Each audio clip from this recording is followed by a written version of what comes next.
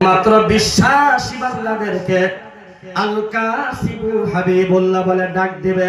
অর্থাৎ আল্লাহ বলবে দুনিয়ার জমিনের মাধ্যমে যে বান্দা নেক কামায়ের মাধ্যমে কম্পিটিশন লাগাইছে, প্রতিযোগিতা করছে, নবুয়তের দরজা বন্ধ হয়ে গেছে, ওলির দরজা কিয়ামত পর্যন্ত খোলা থাকবে, গরীব থেকে ধনী পর্যন্ত।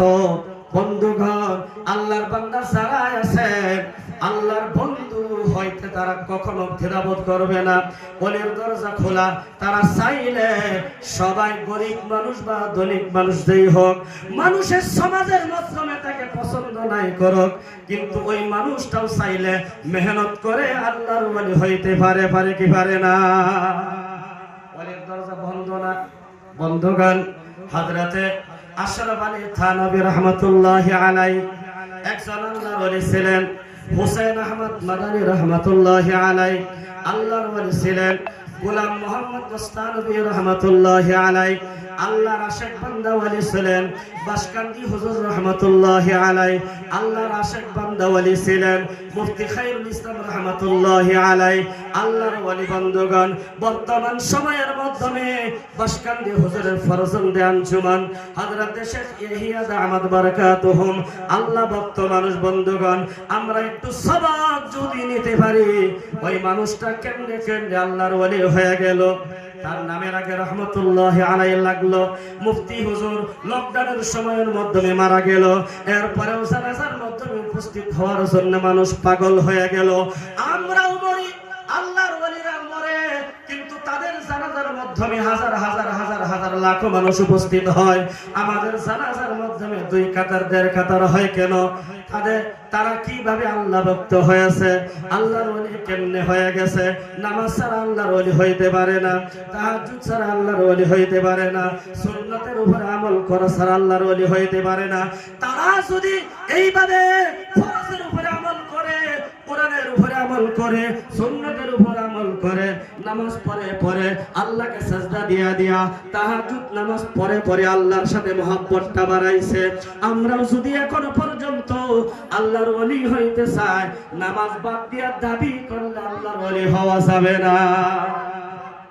এখনো দরজা খোলা আছে। বন্ধুগণ, আল কাসিব হাবিবুল্লাহ ওই মানুষদেরকে আল্লাহ তাআলা ডাক দিবে যারা দুনিয়ার জমিনের মাধ্যমে সুখে দুঃখে তারা সব সময় আল্লাহকে স্মরণ করেছে। সুবহানাল্লাহ। এখন তো আমরা আল্লাহকে স্মরণ করি কোন সময়? মায়ানমার কাড়াকাড়ি লাগার সময় মসজিদ ভরে যায়, মসজিদে জায়গা দেন গেছে না। লকডাউনের সময় মানুষের বাধা দেওয়া হয়েছে, সরকারে আইন কানুন মান্য চলুন। في صلاتهم خاشعون والذين هم عن اللغو معرضون والذين هم للزكاة فاعلون। এই সূরার এই প্রথম পৃষ্ঠার মাধ্যমে আল্লাহ তাআলা মুমিনের 7টা গুণ দিয়েছে। বন্ধুগণ, 7টা গুণ শুধু আমরা শুনি কান দিয়া, পরের দিন জিজ্ঞাসা করলে 7টা গুণ কি কেউ বলতে পারে না। তার কারণ হলো কোরআনের কথা শুনলে দিলের কান দিয়া শুনতে হয়, আমলের নিয়তে শুনতে হয়। বন্ধুগণ, ওয়াজ মাহফিল তো কম হয় না, জুমার দিন মসজিদের মাধ্যমে বয়ান হইতাছে, কেন পরিবর্তন আমরা হইতে পারলাম না? তার কারণ হলো একটা, আমরা শুনি কিন্তু আমলের নিয়তে শুনি না।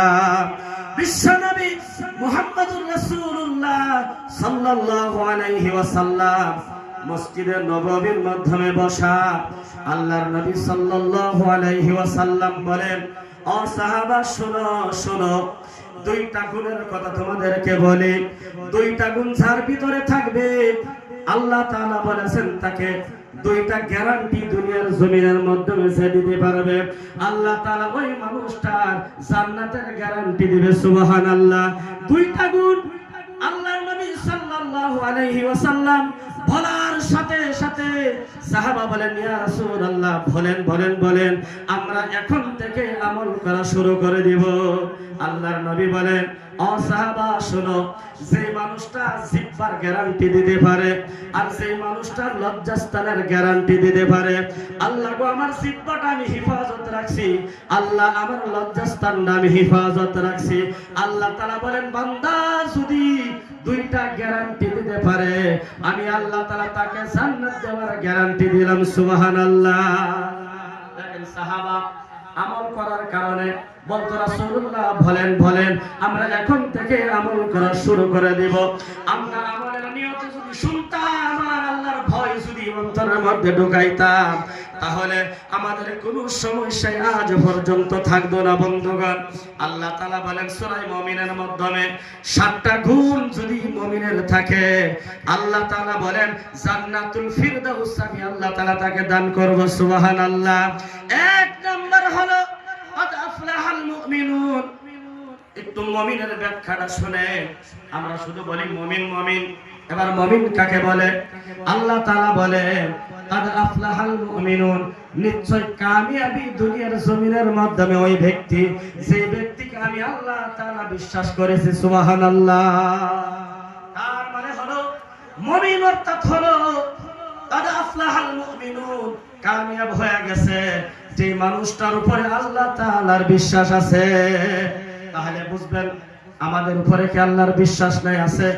আমার উপরে আল্লাহর বিশ্বাস রয়েছে, সভাপতির উপরে বিশ্বাস রয়েছে, উলামায়ে কেরাম যারা আছেন এখানে যারা বসে রয়েছেন সবার উপরে আল্লাহ তাআলার বিশ্বাস রয়েছে। কোন বিশ্বাসটা রয়েছে?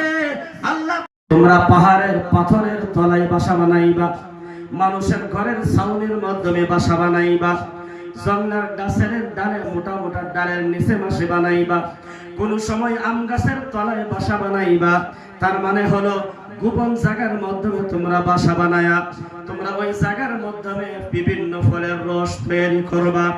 আল্লাহ তাআলা বলেন যার কারণে দুনিয়া সাজাইছি, ওই বিভিন্ন ফল থেকে রস নেওয়ার সময় বাসা ফেরা পর্যন্ত ওই নবীর উপরে দুরূদ পড়া শুরু করে দিবা। আল্লাহ নবী সাল্লাল্লাহু আলাইহি ওয়াসাল্লামকে বলেন ইয়া রাসূলুল্লাহ, ইয়া হাবিবাল্লাহ, এই যে যখন নাকি ফল থেকে আমরা রস নেই, রস নেওয়ার সাথে সাথে একবার আপনার উপরে দুরূদ শরীফ পাঠ করি। দুরূদের বরকতে আল্লাহ তাআলা ওই মৌমাছি বলতেছে মধুর রসের স্বাদ আল্লাহ তাআলা একরকম এক কোয়ালিটির মাধ্যমে পরিবর্তন করে বাড়ায় দেয়। সুবহানাল্লাহ। শুধু তাই নয়, ইয়া রাসূলুল্লাহ, কোরআনের মাধ্যমে একটি আয়াত রয়েছে অনুনাজ্জিলু মিনাল কুরআনি মা হুয়া শিফাউ ওয়া রাহমাতুল লিল মুমিনিন। আল্লাহ তাআলা বলেছে কোরআন মুমিনের জন্য শিফা রয়েছে, দুনিয়াবি ও উখরাবি। তার জিন্দেগি বন্ধুগণ সব দিক দিয়ে কোরআন তাকে সাপোর্ট করে থাকে, ইমানদার হিসেবে ঘোষণা দিবে। বন্ধুগণ, ইমানদারের জন্য কোরআন রয়েছে শিফা, জান্নাত। মানুষ জাহান্নামী হওয়া বহুত বড় বিমারি, জাহান্নাম থেকে বাঁচায়া কোরআন যখন তাকে জান্নাতি বানায় দিবে বন্ধুগণ, বহুত বড় রোগের ঔষধ।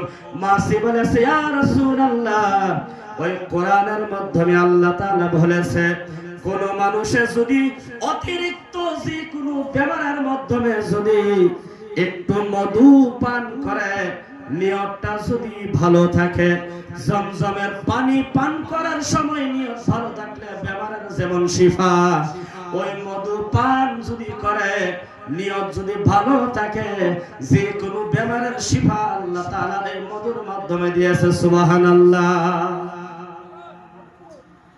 তিনটা অন্ধকারের মাধ্যমে পড়ে গেছি, রাত্রের অন্ধকার, পানির অন্ধকার, মাছের পেটের ভিতরের অন্ধকার। আল্লাহ তুমি ছাড়া কেউ মাবুদ নাই, লা ইলাহা ইল্লা আনতা সুবহানাকা, আল্লাহ আপনি পবিত্র। ইন্নী কুনতু মিনাজ জালিমিন, আমি নিজে জুলুমের মাধ্যমে পড়ে গেছি। আল্লাহ আমাকে বাঁচান, আমাকে বাঁচান। দুনিয়ার জমিনের মাধ্যমে আপনাকে সারা এই ইউনুসের ডাক শোনার মতন আর কেউ নাই। আল্লাহ বলেন ইউনুস রে, মাছের পেটের ভিতর থেকে তুমি আমাকে ডাক দিয়েছো, দুনিয়ার কেউ না শুনুক, আমি আল্লাহ শুনতে পারছি, আমি আল্লাহ শুনছি।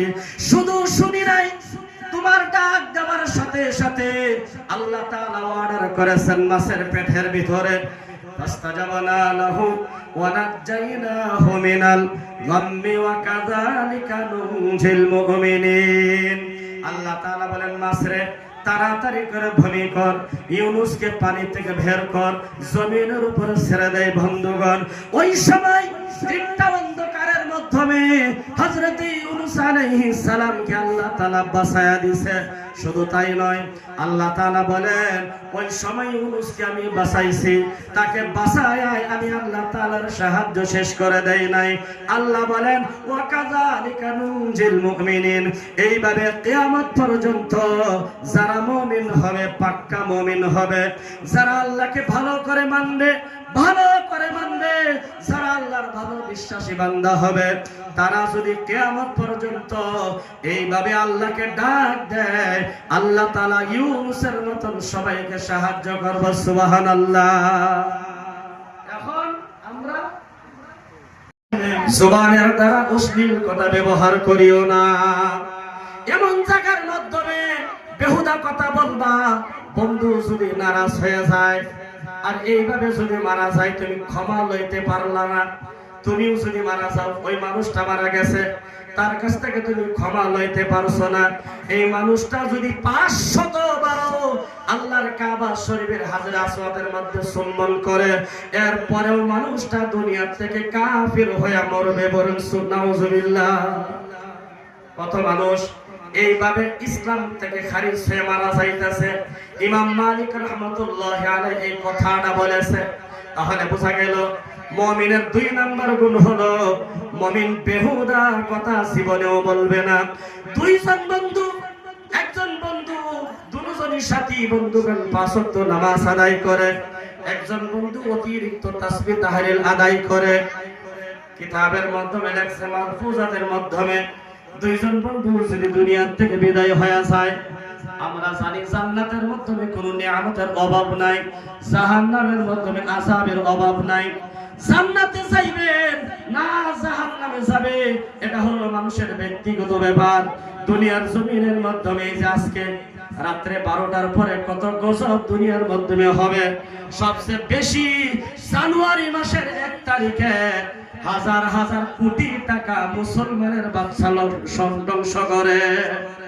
মুসলমানের সন্তানেরা যেভাবে গুনাহ এই আজকে রাত্রে 12টার পরে কামিনাহুম ফি সালাতিহিম খাশিউন, আমি আল্লাহ তাআলা তাদের উপরে কামিয়াব, তাদের উপরে আমার বিশ্বাস, তারা দুনিয়ার জমিনের মাধ্যমে বিনয় হিসাবে বিনম্রভাবে তারা আমি আল্লাহ তাআলার নামাজ আদায় করবে। সুবহানাল্লাহ। এই বিশ্বাসটা আল্লাহর আছে যে মুমিন বান্দা, বিশ্বাসী বান্দা দুনিয়ার জমিনে কামিয়াব, ওই বান্দা আমি আল্লাহ তাআলা বিশ্বাস করছি যে তারা দুনিয়ার জমিনের মধ্যে আমি আল্লাহকে সিজদা দিয়ে তারা থাকবে।